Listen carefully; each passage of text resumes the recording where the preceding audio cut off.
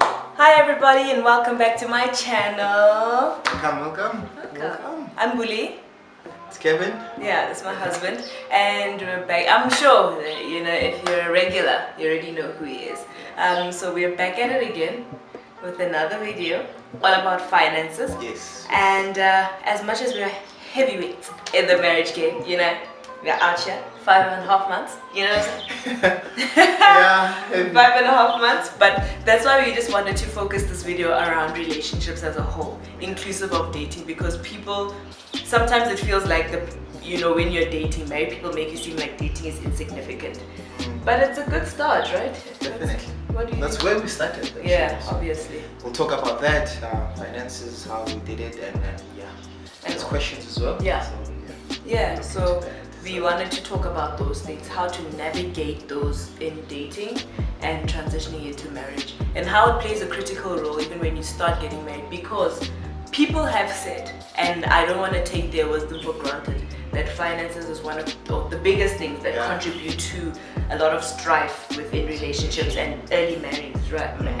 Marriage, I guess, right? So we've done our fair share. We've also got wisdom from our parents. We've seen it. I'm sure we'll discuss it within the video. And yeah, we'll just get started. So we don't want to waste any time. But before, subscribe. Please do Subscribe. They come through, watch the video, and they leave without subscribing. That's subscribe so that you get notification for any new videos. You know what I'm saying? Listen to the husband. He knows what he's talking about, right? Thanks, babe. So we're gonna start right now. We'll do a quick intro, and then we'll get down to your questions and your comments, and also put in a bit of what we think and what our opinions are. Okay? All right.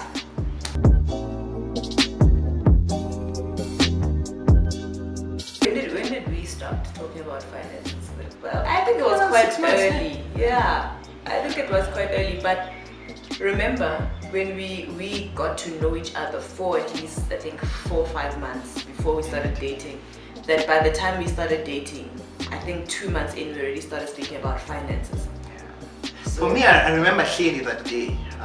I knew that I had to talk about this with you. So there was an edge. You brought statements, ne? Yeah, homeboy I brought the whole electronic statement, and I was more intentional in showing her how much I'm earning and where I'm going with this, and to see whether can she buy into this vision before we actually sell a dream. So I came to her. I said to her, "Baby, this is the time. Today we're going to speak about finances." She was like, "What's going on?" So I showed her my statement. This is how much I'm earning. This is what I'm spending. I was more everything. Like, finally. So she was happy.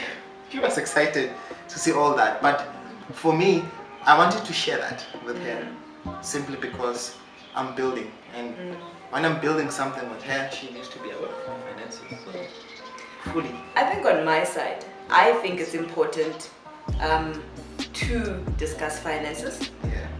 I believe the timing of it is a different story, which you'll get into in a bit, because I think that's one of the questions that was asked. But I think it's important, especially if you're going to build something and you know where you're going. Let's not kid each other. When you're in a relationship and this is what you're planning, you know that you want to spend the rest of your life with this person, I believe it should be discussed. Reason being is because, number one, you want to manage expectations. Number two, I think managing expectations, opening up and bringing transparency, and in that transparency there's also accountability. Yeah, I like it. I think that that's quite important, because it's not about controlling your money or what you do with your money. I don't think that really that's what people like to say it's about. Imali yami, why are you controlling my finances? Okay, cool. Those are the loud 30%ers that we find on Twitter moving their thumbs. But I think people who are really intentional about building together are open enough to say, this is how much I have, this is where I'm going, whether it's a lot, whether it's a little. I think it needs to be discussed, because I don't want to get into a relationship with you, snini, or we're saying we're saving it for marriage. Snini, you're out here, you're owning SARS, you owing SARS, you have a rage account, that's in minors, you have sports scene account, then it's your car, then it's that, and you have other responsibilities. then that shows that you're reckless with finances, which then could put your relationship in a very tricky space. So that's why I believe that it's good to disclose, so that we can see who has the worst spending habits, so that we can manage. So that we can manage it. So let's get into the questions, and I'm sure we'll repeat some of these things, ne? When we get into the questions that people ask. So I put up something on Instagram, that poll question thing, and we got some responses. So we're gonna go through a few of those, and hopefully it doesn't take so long. Yeah. The first question, which is a question that came up, I think, about 3 times. So this is a common one. It says, at what stage of the relationship should one start talking about money? Yeah, when is the right time to start talking about money? The right time is actually when you're thinking, or when you're moving into courtship, when you start building.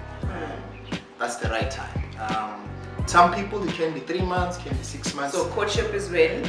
Courtship, it's when you're planning to get married. It's when you are actually intentional. Yeah, you're intentional. You know, you're very intentional. Okay. This is my end goal.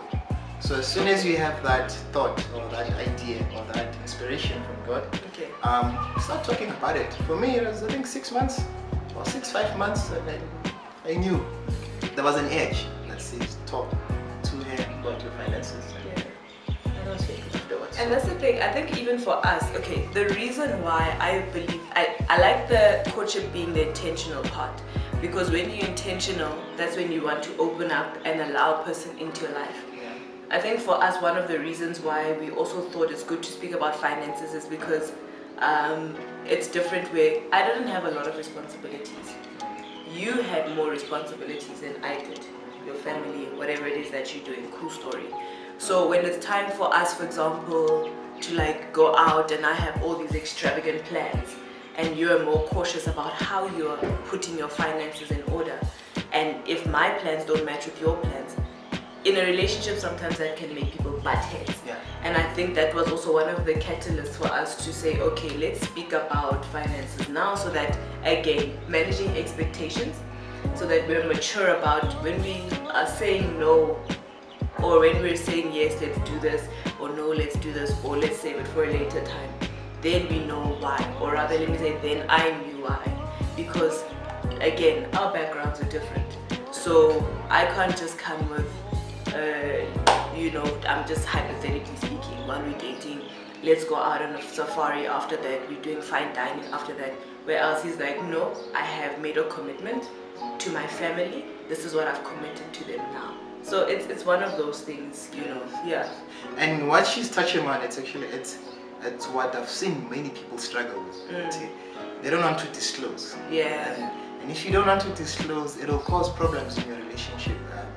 Even if it's in early stages, talk about it. And find yourself in a space whereby you are transparent fully with your finances. You're not hiding anything. You know, this is where I'm standing with this. And when you give her an answer saying maybe not yet, she understands. You don't need to explain many times. So she saw your statement, she saw everything. So it becomes easier. And then on that note, okay, but let's not skip questions. Let's see what we can do. Let's see if we can like fit it in some way. So someone said, no, how do I read this thing? Okay. She says, I don't believe in disclosing finances with a boyfriend, even if it's long term. It gets messy. She says, I started sharing after lobola during marriage counseling. I'm not laughing at you, no, I'm just like, it's a risk. It is, really. No, I feel like that's risky. Like, okay, and maybe how you saw your partner live his life and maybe his comfortability but maybe I can share a story. This is a small story. Okay, let's hear it. So there's this guy, Jim. This guy has been married for 20-something years, and he said to me, he said, Kevin, don't show your wife your statement. I've been married more than 25 years. My wife still doesn't know how much I'm earning. And I looked at him, I'm like, this guy, he's thinking it's the right thing to do. While it's not, and there's so much that a lady can do when she knows your finances. So don't be like that guy, please. So it's 25 years. But that's the thing. I don't think she's saying like she's hiding or her partner was hiding it. Yeah. She was saying that just imagine, okay, and I can understand where why she's coming. Imagine like the person you dated before, I'm earning 5,000, it doesn't work out. You tell this one, now I'm earning 7, it doesn't work out. So I believe maybe that's where the mess is coming from. Then people are out here, when they're sour, you and your 5,000 earning, you know, like you're useless, you can't even, do you know what I'm saying? So I can understand that, but I also see the risk. Because when you're married, whether you're marrying in community of property or out of, which there's nothing wrong with it, different professions do things because they don't want to risk their families. That's fine. We're not going to go back and forth about that. My thing is, I believe you need to understand someone prior, you know. I need to know what I'm getting into. Like I said, I don't want to get into that thing, every 2 minutes there's Mashonisa knocking on my door because I didn't know what you were doing before. That's not life. I don't want that. Because then, even if you marry out of community or property, that person can then start using your family, using your wife, using your children, if you have children, as a, if you don't pay me, they're gonna suffer kind of a thing. I believe that's dangerous. And I'm not saying everyone who does that is reckless with finances, but let's just draw a fine line between transparency. I think for me, it's risky. Like, oh, I only know how much you earn after Malobol. Oh, Nick. That's just my opinion. So I hope you understand the reasoning behind that. Yes. But I also fully understand your reasoning behind that. But I still wouldn't do it. It's an extreme sport. No thanks. Precious says, my question is, how do you compromise with a man that's not finally there? That's not financially there? Meaning he's earning almost 10,000 rand less than you and is financially not secure yet but working towards it. So earning less, trying to work towards it. What else? Yeah, so maybe he's growing his own business and all that, but he's earning less. How do you compromise? I think you can take that. So that's dating, right? Yeah, so that's dating. So I like how you go. Yeah. You want me to go? Yeah, because it's it's just okay. Alright, very okay. nicely. Alright. How do you compromise when he's earning 10,000 rand less? I feel like dating is a good time, but it can also happen when you're grown and whatever. But I feel like maybe you can still give the guy a chance. Okay, here's this is my opinion. Let me tell you this. This is why I say that I like giving people the opportunity to grow. You can't cut people off. I've seen it with my family. I'm not saying begazela in any way. No. If a man is able to take care of his family at whatever capacity that he's able to do that, I say that's okay. You know? But sometimes Instagram and all of that tells us that your man should be buying you a Range Rover and a Bentley for your first anniversary. And again, there's nothing wrong with that. There are people who can. But we cannot say, but there are people who can't at that point. Does it mean that we're going to rule them out because they can't? I don't think that that's fair. I do believe in allowing someone to grow, but I also believe in not being taken for, you know, like a stupid written on your forehead. Those guys who say, hey, nyapana, but they're milking you. You see that thing. So I say, as much as he might be earning less, because he's still dating you, give him the opportunity to grow within his business until he's comfortable enough to take care of the both of you. Maybe whatever he's earning can still take care of the both of you. Then hold on, you know, get a comfortable life. Business is risky. Even your job, you're not sure. Your job is not secure. So you can't be out here, I'm earning 32K, what are you doing? No, tomorrow it can be changed. Yeah. You understand? So I say opportunity, just give them a chance. There's a scripture that summarizes that. Do not despise the small beginnings. Sometimes us guys, when we start something, some ladies won't see the value of it, but if you can just sell the vision to her, that's why you speak to her before. This is what I want to do, this is what I'm going. So if she buys into that vision, it becomes easier for her to invest in. We've got like another 2 of these or 3. It says, is it necessary to have 3 accounts? Your account, his account, and a joint account? Or another one, the same question in a different way. What do you think about starting a joint bank account during the dating phase? Oh, okay, then Linda continues to say for the purpose of dates, Ubers, emergencies. But in essence, a joint account during dating. I feel like you're committing yourself too much, Eddie. For me personally, because when you have a joint account, so much admin that needs to be done as well. You need to put money in it, you need to check. Yeah, but what's the purpose of it? That's been my thing. Yeah, what's the purpose of it? Joint account. Yeah. Maybe when you're going out on dates, something like that. It can work for you. If it works for you, yeah. I mean, if it works, okay, maybe my thinking around this would be, let's put 200 in every month so that we know that this is what we can spend when we go out on dates. Yeah. If that's what you want to do, do it. You know, I don't think it's a problem. But to have a joint account, I feel like it's a lot of work. Too much of me. Yeah, I'd say nah. Rather just talk about it and then teamwork. You know, in a sense that, hey babe, I only have $100. Can you, if you need $200, can you put in the other $100 and then just get cracking? I don't think a joint account is something that you should do. Or maybe it's send Valama account. Yeah. Going to even be in tears to go and cancel accounts. Yeah. But not even because of that. I just think that it's unnecessary. I think even in marriage, I'm not saying it's unnecessary in marriage. Everybody knows what works best and how they manage their household. We do it differently. We do it teamwork. We know how much the family has. Yes. Doesn't matter which account it goes to. So our money transfers are going through each other's account, or I'll use his card or he'll have my card. Doesn't matter, because the money that we have is for the family, is for each other. So that's how we do it. Yeah. And it doesn't matter where it comes from. Where it comes from, yeah. It's money for the family. It's not for her or it's not for the family. So we know all the passwords, all the passcodes, and all that stuff. So joint account, if you're keen on it, remember, just because we don't like it doesn't mean other people can't do it. If you're keen to do it, you're more than welcome to, but I don't see it as necessary. Yeah, I think, like, for example, saving funds, you can do saving accounts, you can do, I mean, for example, if we want to save, I can open for example, a 32-day account on my account, and then we can just use that as savings, but it's our savings. Yeah. You understand? easier. I think it's easier like that as well. How did we share finances during wedding prep? Yeah, I think we mentioned this in our other video, but it was more of a family thing.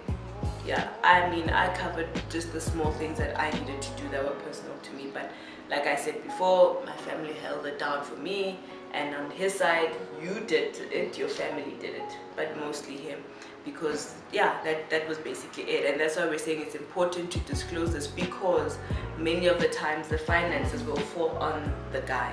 But I like the fact that he was open about it before, because how my family does lobola negotiations is, you know, they'll say, you know your partner. Lobola is just about the families coming together. It's not because my child has 2 degrees and she's a yellow bone, therefore it must be 80K, you know. That was not my father's purpose in the whole lobola thing, but it was about bringing the families together in the most comfortable way, just making sure things get done customarily, or well, yeah, that word, and making sure that things get done gahle, but also making sure that we're not going to go in over our heads, because now we're setting back the kids from doing what they want to do. They were all about us. So my dad came to me and said, what is Kevin comfortable with in terms of Amanobon? And because he had told me how much because he had told me how much he had saved, how much he had at that time, I was able to say, this is what he's comfortable at. So that when his family came to and said, so how much are you asking? My dad was already on the ball saying, yeah, 5 rand. Yeah. And all that stuff. So it made it easier. That was my experience. Yeah, so those were the finances during. I don't know how many other families do it. I know they leave it to the uncles, which can be a bit. But even then, I believe it's good to know where your partner is, to be able to disclose to your uncles, you know, and say, look, even if you're leaving the place with 10K, then they must understand where you're coming from, because that can also hold a couple back and make them fight, because, you know, And most of the guys that I speak to, the ones that want to get married, they always say, one of the stumbling blocks of it's amalobol. They think about that, how much would they be going to be charged. Some are thinking 60, 70, 80k. They're thinking after that, that's going to be the wedding and the house. It's a lot for a guy, really. It's a lot. So speak to your partner, be kind to your partner, understand where he's coming from and where he wants to take you as a family. So and that's why we're talking about it, because if you know where your partner is, you're able to cue your parents. I know some parents draw the parent line like but some parents do allow you to communicate. So when you have that opportunity, then go for it. So we have just a quick funny one from Gopes. Is anyone a reckless spender? And if so, how did we work through that before getting married? No, she said reckless. Oh yeah, you're not a reckless spender.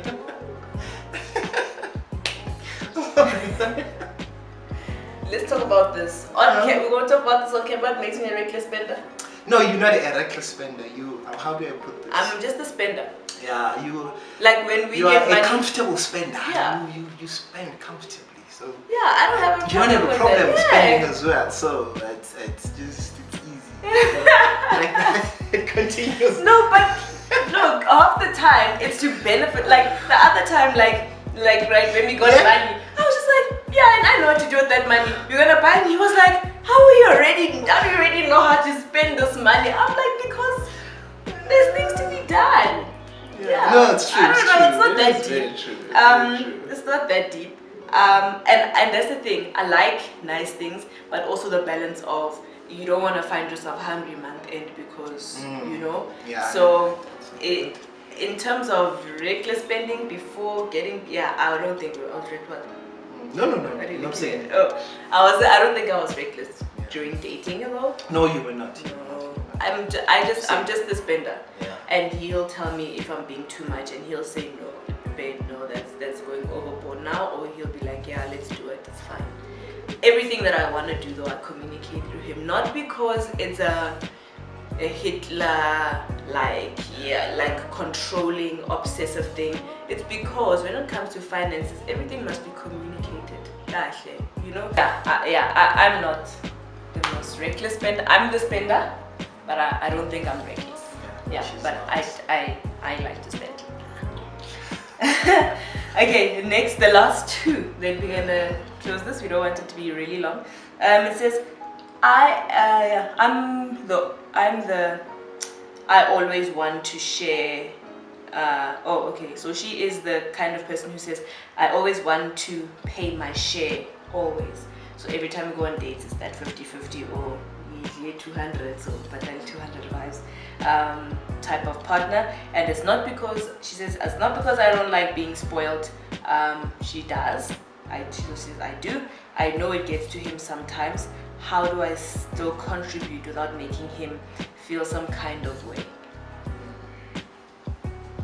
I don't contribute when they're taking you out. Yeah, that's the thing. If maybe I can explain from a guy's perspective, man. There's a different kind of expression when it comes to love. Someone can buy you a gift, someone can just take you out on a dinner. For them, it gives them the sense of fulfillment, which they have loved you when they do that. So when you want to contribute in that, you're simply saying, dude, you're not doing a great job. I'm gonna help you to take care of myself. So it's not good. Allow the guy to go all out for you. If he wants to, let it be. Just enjoy it. Some ladies, they want that when you want to contribute. So allow him to be a guy in that time, in that space. If you do understand where I'm coming from with this. So. Yeah, I think just learning when to put away the card. You know, when he says, for example, if it's your birthday, don't be paying what you ate. Yeah, you know, allow it. Sometimes I do. This is my stance, and I know some guys say no. I know Amu was like, when you take your woman out, as a guy, you pay, period. And that's fine, you know. But also allow your partner to express, let me put it this way, allow your partner to express what he wants to do, how he wants to spoil you in the time that he wants to spoil you. Sometimes if you feel like, no man, look, and you just decided to pass by KFC or Signature, whichever extreme, just go for lunch, and then I think that can be a 50-50 thing. Just really depends, but I do believe that you should give him the opportunity to spoil you, so that, because the thing is, if you can see that it's affecting him, if you can see that it's affecting him, making him feel somehow, then you should change, then adjust, and allow him to take care of you in that way, which kind of will lead to the next question, which was quite heavy. It says, how do I maintain my independence without emasculating my partner? I've been told many times that I never ask for help, and it's an issue when it comes to finances, especially being raised not to financially depend on a man. It's an issue, especially with a partner that understands that it's his God-given duty and responsibility to provide, to lead, and protect. So, maintaining independence without emasculating your partner. So I wanted you to answer. Okay. But you did it greatly with me, and I want you to explain to people, because there's a way that you did it. Because she's also talking about the fact that even when she needs help, she doesn't ask for it because of how she was raised. And I think, that's also kind of a different one. So in my thing, maintain your independence, but remember you're in a relationship, not a transaction. So that speaks about learning how to be vulnerable in certain situations, and I think that we did that there were times when we were vulnerable with each other. There were times where I strangely enough, I had money, but because I was still studying, I only graduated the year we were preparing to get married. My fourth year. I graduated my fourth year when we were getting married. So only then did I have fully and got a job, and then I was able to do the most with whatever I could and whatever I had. But I did have money before, through what I was doing on the side and all that stuff. I think that when it got rough, I wasn't afraid to ask, and I think that's where the relationship must understand that you're in a relationship, that when it does get rough, you can ask. And it's not that you're not independent, it's just that at that time, and I think if a person who makes you feel, and outside of your question, if there's a person who makes you feel that at your weakest, that they can trample on you, like, then that person is not, that's not how we do it. No, you can't do that. But yes, I do agree with being independent. I do agree with that, and the independence doesn't come from I can do without you. No, you can hold your own. Whenever you want to go to the shops and buy yourself some things or some whatever, you can do it yourself. I believe in that. When there's things that you'd want to take care of, that's fine, because you're still in the dating phase. You're together, but there's still those things that you want to do by yourself. But if you're stuck, ask your partner. Ask your partner. And it also ties in with the one before, that you don't have to say that I'm always gonna hold my own, and when I can't hold my own, then we're not gonna go out or do anything because I can't pay. I used to have that mentality, to be quite honest. You were the first guy when I was like, angna mali. As much as maybe some guys would go out and they'd pay, but I would make sure that I always have money, because we're not gonna wash dishes just in case you left your wallet at home. Just saying. For me also, with what she's saying, it's one of the reasons why I said this is the person that I want to be with, because I saw how she balanced it. She was independent, but she also came to me when she needed help.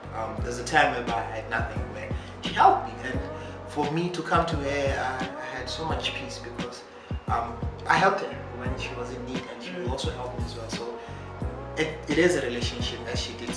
It becomes easier like that, and it also goes back to the first point, which is be transparent with the finances, so that when such things happen like this, it becomes easier for one to get help and for you to move on from this as well as a couple. So and that's why we'll always tie back into the initial thing of speaking about finances, so that that when you're married, how to do it together. Imagine two people having independent spirits in a marriage.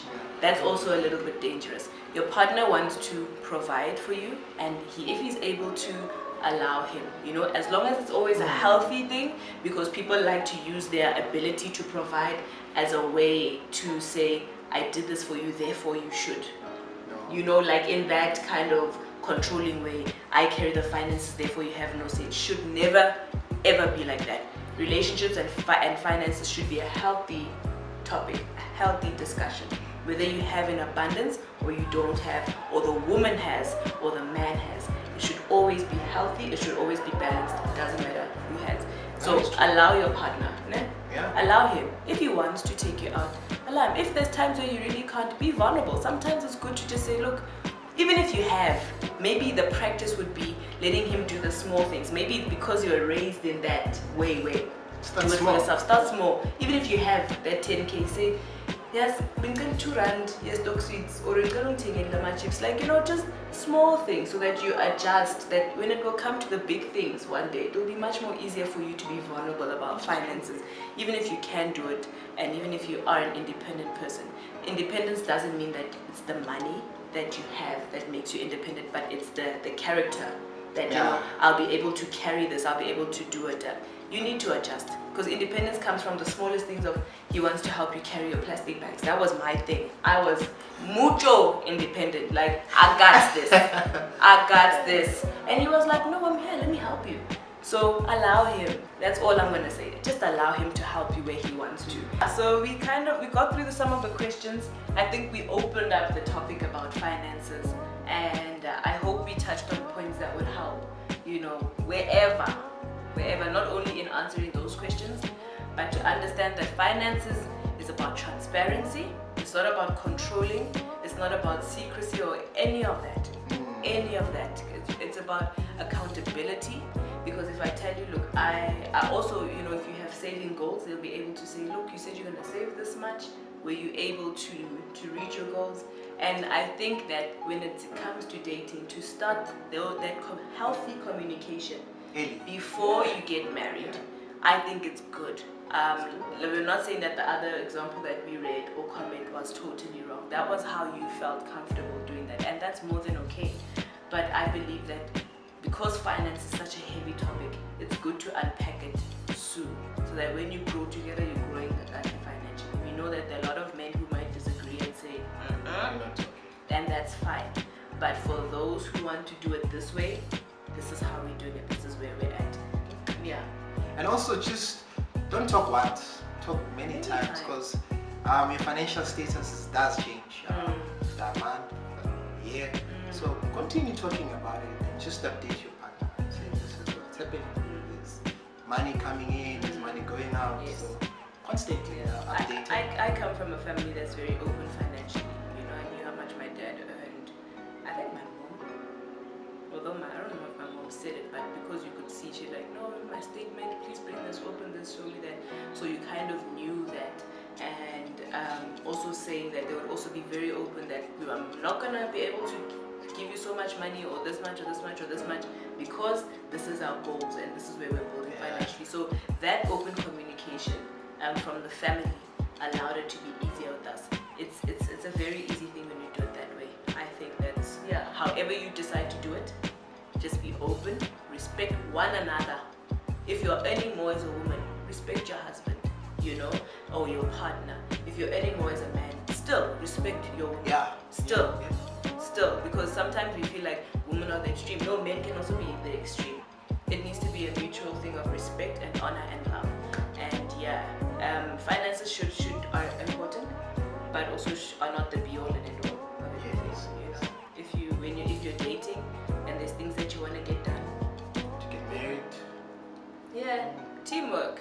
You know, communicate. That's why we're saying many people hold off sometimes the fact that they want to get married because they feel like it's not enough.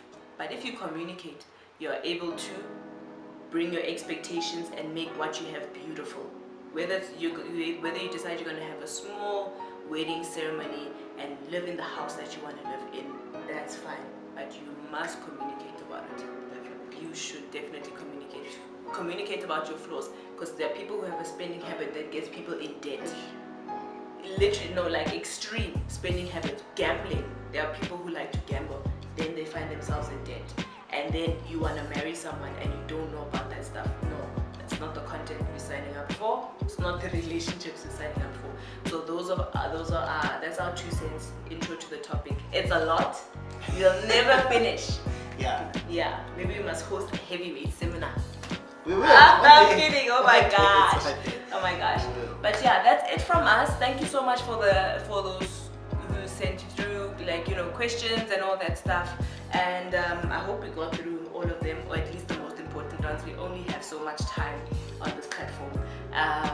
But if you have more, comment down below. Ne? Yes, comment, subscribe. Yes, subscribe. And share the video. Tell your friends to tell their friends to tell their friends to like, comment, and subscribe. Hope you enjoyed that one as much as we did. We love you guys. Mwah. Bye.